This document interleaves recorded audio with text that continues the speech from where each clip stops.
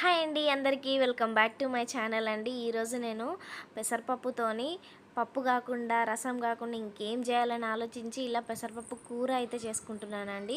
ఉల్లిగడ్డ పెసరపప్పు కూర చాలా బాగుందండి. చపాతీలోకి కానీ రైస్లో కానీ పర్ఫెక్ట్ అనిపించింది నాకైతే, అంత బాగుంది.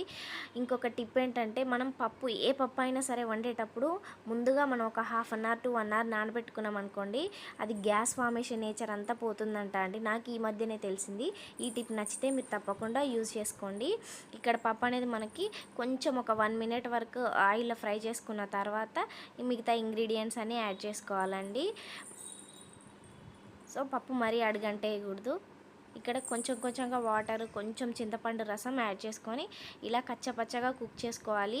అడుగంటకుండా చూసుకోవాలండి. మరి మెత్తగా కుక్ అయితే పప్పు అయితే అంత బాగుండదు. సూపర్గా ఉంటుందండి. ఒకసారి తప్పకుండా ట్రై చేయండి. లైక్ చేయండి, షేర్ చేయండి,